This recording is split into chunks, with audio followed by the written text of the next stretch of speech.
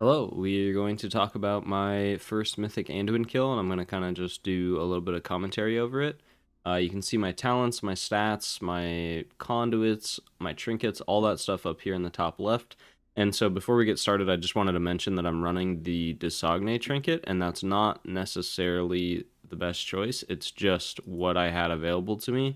I got a leech version of the trinket, and I just found it more useful than running like the auxiliary attendant chime, because this only does about maybe 3 or 4% of my healing, so I was fine with dropping that in return for some extra damage on the boss and the ads and stuff like that. And then the Elegy of the Eternals would be like the trinket I would be wearing normally, but my stats are at a point where wearing the Elegy isn't a very ideal HPS increase. It's about the same exact amount as the attendant chime. So I'm willing to give up that like 3 to 4% healing for, this trinket that does more damage and it has leech on it. So it's just a little bit of extra survivability for myself throughout the fight. So that's why I'm running this trinket. It's not the best in slot trinket or something. You shouldn't really be running this in raid unless you run into some kind of similar situation. Typically, the attendant chime or the Elegy of the Eternals or a different stat stick is going to be your best option. So just wanted to talk about that before we start. Move over to the VOD. And really what's going to happen here is we're going to start by doing as much damage as possible on this boss because the healing requirement is very low on this fight. You'll see what the important healing points are in a moment. All that really matters is getting, because we're doing what is it? I don't know what people would call it, but it's the strategy where you're only trying to kill, excuse me, I had to cough for a second. All right. It is the strategy where you're only trying to kill one of the ads in the intermission here at the end. So if I scroll over to the end, these monstrous souls that spawn, we're skipping the second one. So we're killing this first one that spawns in the last intermission, but then when the next one spawns, we're trying to just push the boss to 10% HP so that it just removes all of these ads and we don't actually have to kill them. You'll see it right here as it happens. So there we skipped the monstrous soul and don't have to kill it. So that's the strategy, which basically in order to make that happen, you just want to be doing as much damage as you can to the boss. And so that is why as we start the pull, we're literally going to be spending a lot of our GCDs just on doing damage. So I start with Holy Fire. I'm going to apply Mind Games. I'm going to use my Trinket. I'm going to apply my dots. I'm going to Shadow Word Death, and then I pre-position here. This is where my position is for the Blasphemy spreads. We were doing assigned positions, so this is just where I'm assigned. So I stand over here. I'm just stepping in to throw my Divine Star into the barrier. This first barrier, you really don't need to heal very much, and that's why you'll see, like, I don't know if I did it on this pull. It looks like I didn't.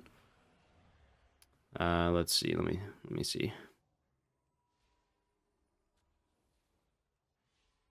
Okay, it looks like I end up saving my holy words. So I'm just going to throw my divine star in here, and then I would assume, yeah, I'm going to throw my holy word in here.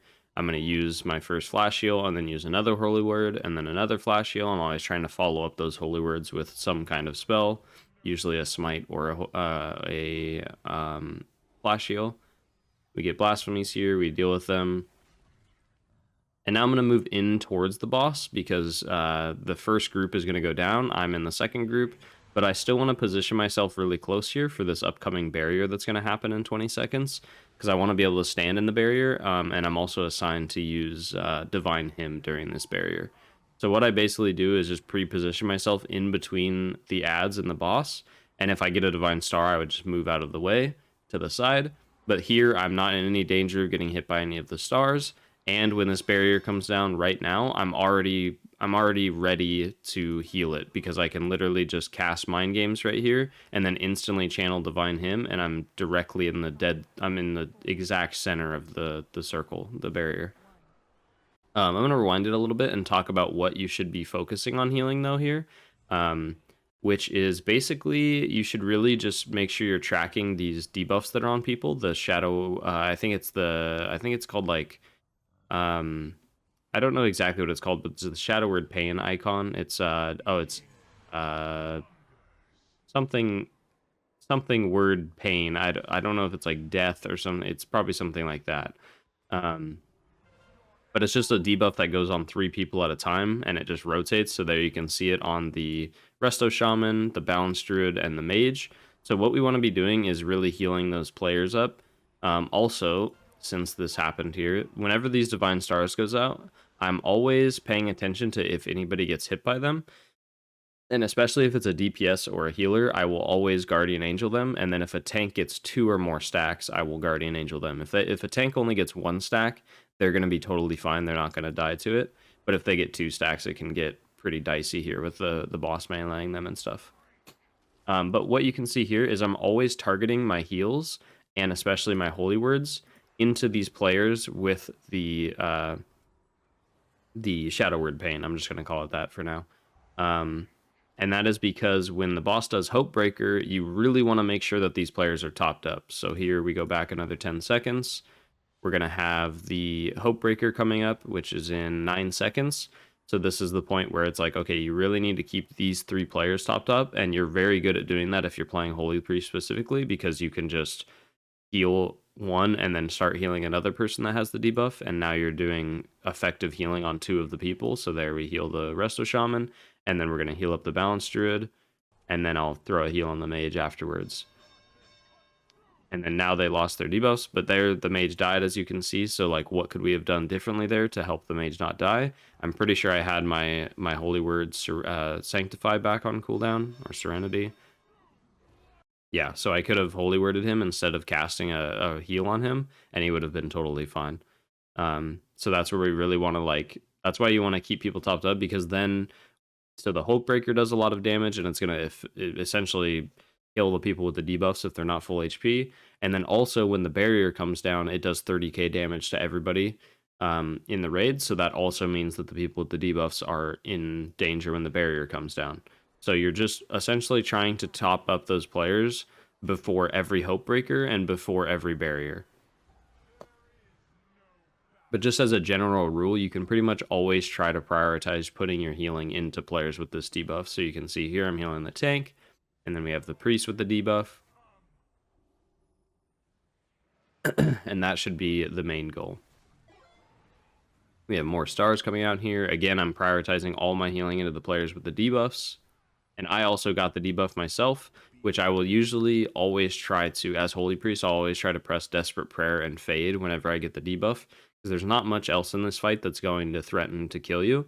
So I would just use pretty much all of your defensives as a Holy Priest every time you get targeted by it. And same thing for other healers. Like if you're a Holy Paladin, just press Divine Protection. If you're a Resto Druid, you can Bark Skin or Iron Bark yourself. Like, because it's not like you're going to get the debuff over and over. So you can use your defensives pretty actively.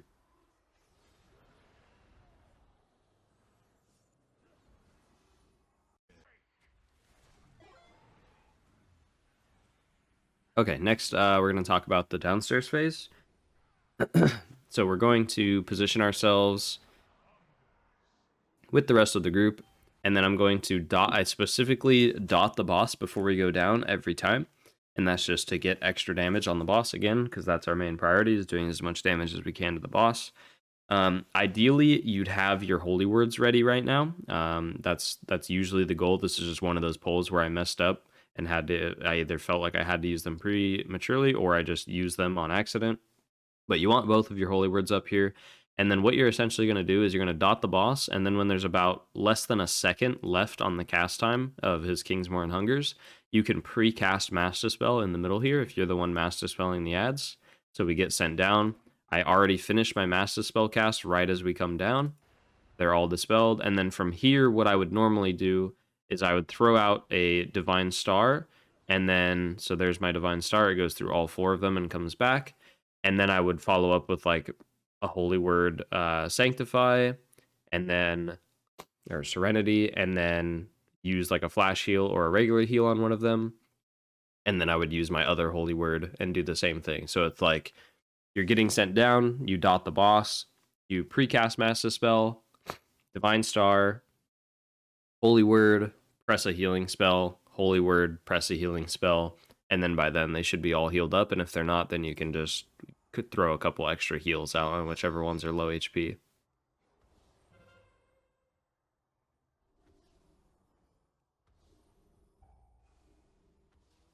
There we heal up the ads, and then from this point, I just dot up this big ad that's down here to help kill it, and then I need to focus helping, heal any players. The main thing to be concerned about during this phase is it's not necessarily a healer's job, but it's something we can be aware of, is there will be people, there are some sets, this one it doesn't happen, but there are some sets of the Kingsmourn Hungers where people would get sent down and they have a dot on them. I think it actually happens during the first one. Yeah, so see here, while they're getting sent down, there's people who have the dots, and it can be people who are getting sent down. And if it is, try to recognize which players are getting sent down, and if they have this debuff, keep them full HP until the very last second when they get sent down, because it can be really dangerous because they take damage from the Kingsmourn Hungers, and then they also take damage when the Hopebreaker happens from upstairs. So the main thing is, like, if someone has a debuff and is getting sent downstairs, they need to use the defensive every single time, but we can still help a little bit by healing them up.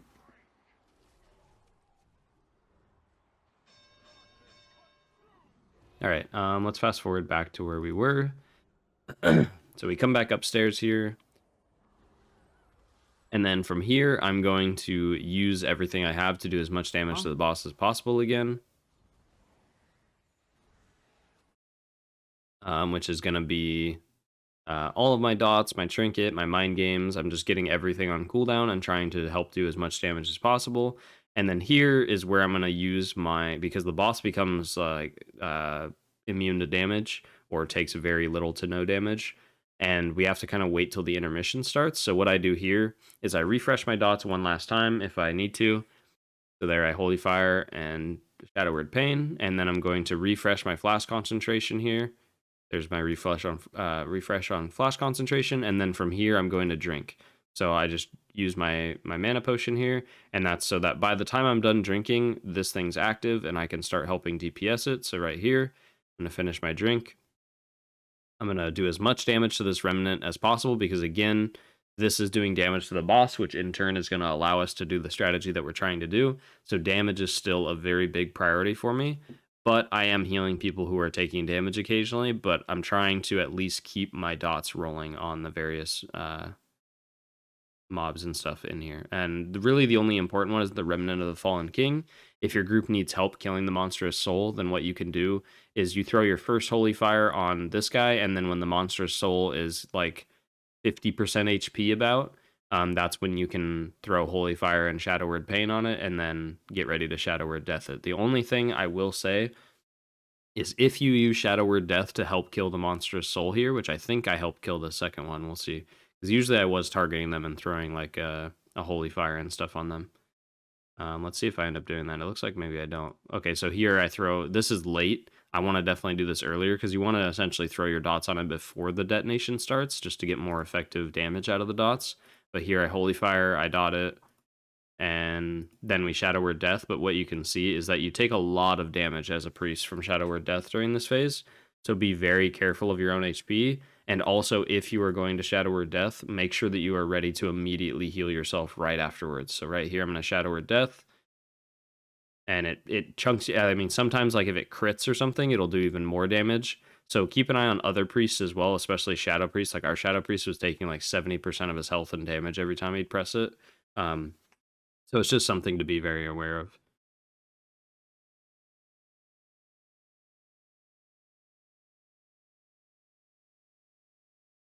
Okay, and then here we have the fear ad spawning. I'm pre-positioning in a way to where if I get Divine Star, it's not going to hit any of these ads. It's going to go in between them, and I can still dodge.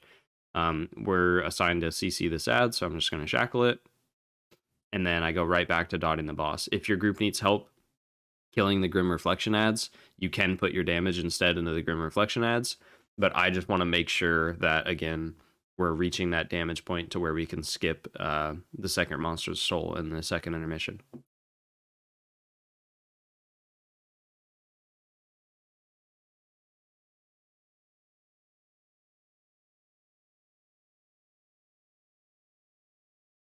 And then nothing too fancy is happening here. We're just helping heal. Of course, prioritizing the players with those debuffs. Refresh my flash concentration here, I hope. Looks like I miss it. That's unfortunate. And then when this ad, so what we do is we cyclone this ad as we come over to it, because we need to get the boss in position ahead of time. So we have to leave this ad early. We cyclone this one so that it doesn't break from damage. And then essentially right as this cyclone ends, we're going to solar beam it and start killing it, because by then this one should be dead. So I'm going to help kill this ad, because this ad is very important to kill as fast as possible, because once our CC expires on it, like our various stuns that you're going to see us use, I think we go solar beam into a 6-second kidney from the rogue. By the time that stuff expires, this ad will kill us, like if we're not really on top of interrupts. So it's better to just not have to worry about interrupts and instead just kill it before then. So I'm going to help damage it as much as possible. So I target it as the cyclone's expiring. I'm going to Holy Fire, I'm going to Shadow Word Paint it, and then I'll throw like a Divine Star through it when the ads spawn. And I'm just helping do as much damage as possible to this thing. I'm really not healing very much. The only healing I'm doing is if somebody has a debuff and this Hopebreaker is getting close to casting, which is usually right after the ad dies. So here we finish off the ad, and now we should start healing those players with the debuffs, keeping them topped up for this Hopebreaker. And then again, I'm pre-positioning because I'm assigned to use my Divine Hymn here during the barrier. So I kind of pre-position myself in between the boss and the ads, or kind of in the ads, because that's where the barrier gets placed, is right here. And then we're going to Mind Games and use our Divine Hymn. I don't know what happened there. Did I channeled my Divine Hymn, yeah. I think okay. I just ended up using my Divine Hymn a little bit early here. Usually I throw it as the barrier is getting put down, but here is still, it's reasonable to still do this because it keeps the raid healthy. All right, and then here I am pre-positioning for the ad I have to CC, and also I'm going to be going downstairs with the next group. So I'm kind of positioning over here because the boss is going to get dragged over this way, and then we're going to get sent down. So I CC my ad.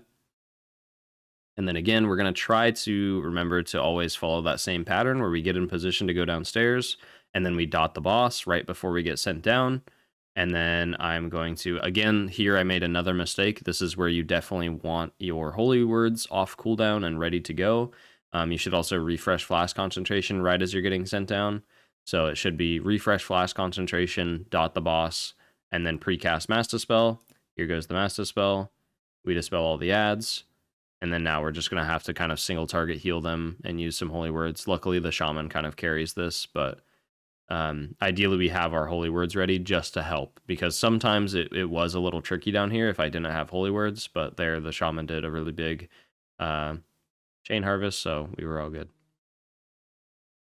And then we help kill the ads. We're going to keep the group nice and topped up.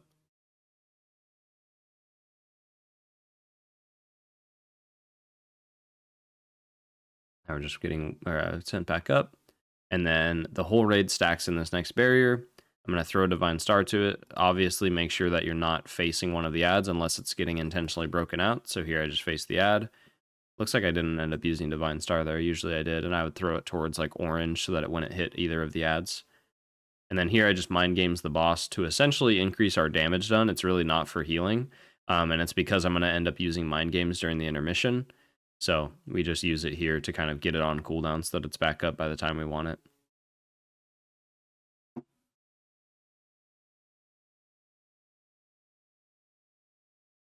And then again, in this intermission, it's very important. Like this boss fight is all about doing damage, and healers can really help benefit that if they focus on it. So here, as soon as the Remnant of the Fallen King spawns, I am dotting it up. I'm doing everything I can to do as much damage as possible, because the healing requirement here is very, very low, at least at the start. And then we're just keeping flash concentration up. I'm standing out here in range to bait the circles that spawn when the ads die. So that it doesn't bait towards any of like our other ranged DPS who are standing closer and stuff. And then here we just have to move in because of the wall. I move back out. Still doing as much damage as I can. And then I actually wanted to see if I hit this monstrous soul at all. I don't remember if I did. Like right here, ideally, since I'm dodging the wall, it makes it a little awkward, but this is where you would target the monstrous soul and throw a few dots on it and start doing damage to it. But it looks like I just stay on the remnant. So definitely, okay, as I'm watching this, I'm definitely remembering that this is like one of my worst pulls, like as far as consistency goes. We definitely played improperly, but we did end up killing the boss, and that's okay.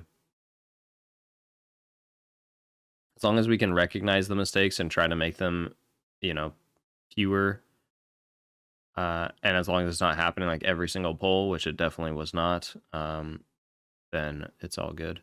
And here we keep the monster's soul away from the boss so it doesn't get cleaved. And then again, we're just doing a bunch of damage. I'm trying to prioritize healing into people. And then usually if people get like 10 or more stacks of the debuffs here, which are random, that's when I'll GA them. Like you can see here, I GA the Shadow Priest, and that's because I know he's going to Shadow Word Death and almost kill himself, and we have no way to heal him now because he has more than 10 stacks, or sorry, he has 20 stacks. So there's absolutely no way to heal him. So I just GA him to hope that that keeps him alive, and it does. And then we're back on the boss here. And what's going to happen here is we stack up for the first Hope Breaker that happens. These empowered Hope Breakers, he does like 3 channels of Hope Breaker. So here's the first Hope Breaker, the second, and the third. And we just use, I'm assigned to use salve there, so I'm just using my, or actually I'm not, we changed my salve, I remember now. We changed my salve to the first set of clears here. So now, again, we have predetermined locations that we're supposed to stand at, so I'm just getting in position. And then really what you need to be aware of as a healer here is, depending on where your position is, you can help soak these circles as long as you don't crash into anybody. But anybody can help soak these circles. They're mostly intended to get rid of debuff stacks, so usually you'll have assigned people doing it. But we had a lot of wipes to people just not soaking these. So if you're next to one and no one else is in it, just step into it. Even if you don't have a debuff circle, you can still soak it, because this will kill the raid if it doesn't get soaked. So soaking these is more important than necessarily clearing like a debuff, like, because the boss is going to be dead by the time these debuffs clear anyways. So we soak the circles, and then this is where I'm assigned to use salve. So I kind of pop salve as we get 3 stacks of this dot. It definitely could have been sooner, but that's okay. And then we're really just focusing on healing, but I have very little to no mana. So I start channeling a mana potion here. Ideally, I would just use a mana potion, like a regular mana potion, because there I had to cancel it early anyways to help heal. And then we're going in and clearing. I almost accidentally applied 2 stacks of the dot to everybody, so that was bad. But we didn't step in the first time, so it was okay. Then I'm just channeling Divine Hymn. And again, the priority here is still doing damage to the boss. Like even during this, you're basically doing damage to the boss and then healing whenever people clear their stacks. So it's like, you know, we start, I'm doing damage to the boss, I'm healing through this empowered Hope Breaker, and now it's okay, we're gonna go back into we're gonna go to our positions. I'm gonna refresh stuff on the boss and do damage. There's my Holy Fire and my Shadow Word Pain. And then now we should switch into a healing mode. So we flash heal, Holy Word Salve, and then we throw out a couple more heals with the mana that we have. And then it should be, if we have the mana here, it's just right back into doing damage. And then, okay, they're clearing again, we're going to heal. So it's just do damage, apply dots, throw a couple smites out, and then we're clearing stacks. So as soon as we get debuff stacks here and people start clearing, that's when we should start switching into our mode of healing. And then as soon as we heal those up and the dot goes away, then at this point we're pretty safe. So now we go back to doing damage to the boss. And then we're going to clear again. So now we start healing. And now the dots are gone. So we switch back to doing damage. And we rinse and repeat that. And then it's like Hope Breaker's coming up. Make sure the group's topped up. As it's like, 10 seconds away. Dodge stars. And then we're moving in to stack up for this next Hope Breaker. I'm going to prioritize damage here. I think I mostly am messing up here because of just my mana is making it to where I literally can't cast anything. I could call for this Innervate, but I was probably just too focused in the moment. We have another empowered Hope Breaker here. So here we just use what we can to stay alive. And then we need to spread back out. Again, I'm still reapplying dots to the boss. That's the least I can do. And then we get back in our spread positions, and now the boss just falls over at this point. And we don't need to clear or do anything like that. So that is Anduin. That is mostly me talking about how you can help prioritize damage into the boss, and what points of the fight that you really need to heal. It's really just heal the Shadow Word Pains that go on people, and then understanding like when Hope Breaker's happening and when the barrier's happening, and it's going to do raid-wide damage to keep the players in danger topped up. And then other than that, it is during the very last phase. Honestly, this is the easiest part of the fight, but still knowing how to kind of switch back and forth between doing damage and healing is going to be really beneficial. So hopefully that was helpful. Thank you guys so much for watching. I'll also upload a version of just the fight itself in a separate video where it's just a VOD of me not commentating over it and it's just me doing the boss. So enjoy. See you later.